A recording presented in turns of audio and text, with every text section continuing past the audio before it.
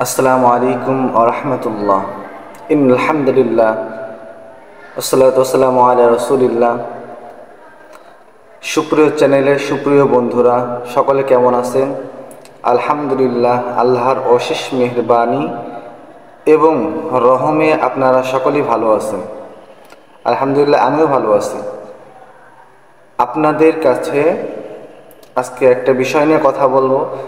অনেকেই জানতে চাচ্ছেন যে হুজুর, শরীর অনেক বেড়ে গেছে, শরীরের নিয়ন্ত্রণ রাখতে পারতেছি না, অনেকটা শরীর মোটা হয়ে গেছে, স্বাস্থ্য বেড়ে গেছে, তো ওই স্বাস্থ্যটা কীভাবে কমাবো আমি? ভাই, আপনাকে পরামর্শ প্রথম এইটাই দিব যে আপনি যে ব্যক্তি 5 ওয়াক্ত নামাজে রুকু সিজদা করে, রুকু করে এবং সিজদা করে, আপ ডাউন করে, উঠ বস করে, হ্যাঁ, সেই ব্যক্তি কখনোই মোটা হইতে পারে না।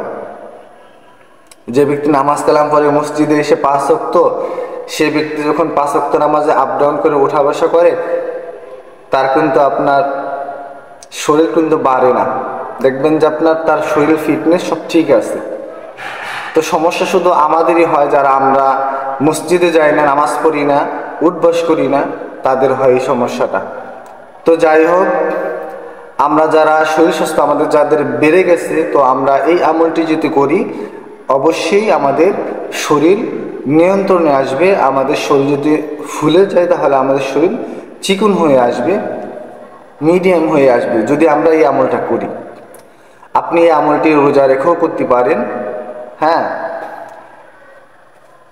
ইয়া মুকসিতু ইয়া শাফি, ইয়া মুকসিতু ইয়া শাফি, এই দোয়াটি আপনি ফজরের নামাজের পরে খালি পেটে, হ্যাঁ, ফজরের নামাজ শেষ করে খালি পেটে পানি খাওয়ার, যখন পানি খাবেন পানির সাথে ফু দিয়ে খালি পেটে খাবেন।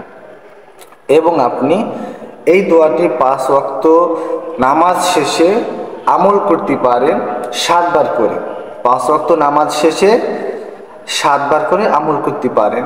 এবং খাবার সময় বিসমিল্লাহ বলে পান করবেন যখন পানি, এবং খাবার শুরুতে, যখন আপনি খাবার শুরুতে যে দোয়া আছে বিসমিল্লাহ ওয়া আলা বারাকাতিল্লাহ, এই খাবারের যে দোয়াটা আছে, আমরা যদি এই দোয়াটাও পড়ি খাবারের সাথে, অবশ্যই আমাদের খাবার নিয়ন্ত্রণে থাকবে, আমাদের শরীরের ফিটনেসও ভালো থাকবে। আমাদের শরীর ফিটনেস থাকে না, কারণগুলো তো বললাম আপনাদেরকে।